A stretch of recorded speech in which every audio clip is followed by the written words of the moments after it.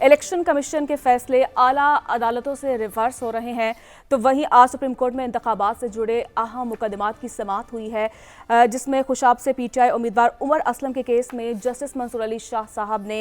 अहम रिमार्क्स दिए कि इलेक्शन लड़ना हर किसी का बुनियादी हक है, और उन्होंने सवाल भी उठाया कि मफरू या इश्तिहारी को इंतखाबात लड़ने से कौन सा कानून रोकता है। तो वहीं इस सुप्रीम कोर्ट की जानिब से परवेज़ इलाही और सनम जावेद, ताहिर सादिक और शौकत बसरा को इंतखाबात में हिस्सा लेने की जो है वो इजाज़त मिल चुकी है, और इसी पर अपने पैनलिस्ट की हम राय भी जानेंगे। इससे पहले हम बात करेंगे आज जो कार्रवाई हुई है सुप्रीम कोर्ट में। नुमाइंदा दुनिया न्यूज़ हसी मलिक हमारे साथ मौजूद है। जी हसी, बताइएगा क्या आपने सूरत हाल देखी आज? देखें, आज ये कागजात नामजदगी जो कि इलेक्शन ट्राइब्यूनल और लाहौर हाई कोर्ट बेंच की जानिब से मुस्तरद किए गए थे, उनके हवाले से आज मुख्तलिफ जो दरख्वास्त गुजारान थे उनकी तरफ से केसेस अपीलें दायर की गई थी, जिसके ऊपर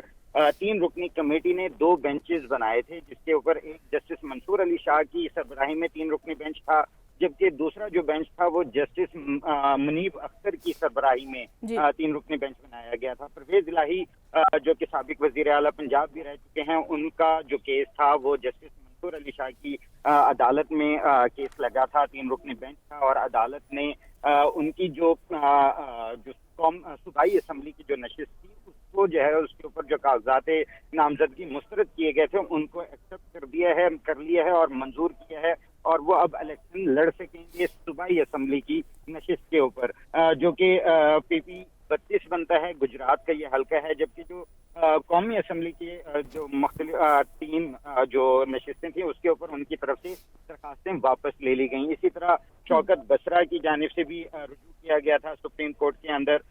उनकी भी जो है अपील को मंजूर किया गया है, और वो जो है बावल नगर की जो नशिस्त है उसके ऊपर अब इलेक्शन लड़ सकेंगे। इसी तरह सनम जावेद की तरफ से जो है वो अपील दायर की गई थी, उसके ऊपर भी आज समाअत हुई, और अदालत ने जो NA 119 और NA 120 के साथ साथ PP 150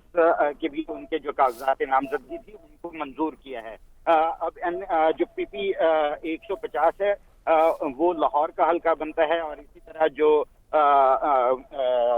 अटक से हैं ताहिर सादिक, आजाद उम्मीदवार की हैसियत से उनकी तरफ से जो है ना कागजात नामजदगी जमा करवाए गए थे, उनको भी ट्रिब्यूनल की तरफ से एतराजात लगा के जो है वो मुस्तरद कर दिया गया था। उन्होंने सुप्रीम कोर्ट से रुजू किया और आज उनकी भी जो अपील थी उसको मंजूर किया गया है, और अब अदालत ने जो दोनों बेंचेस थे उन्होंने इन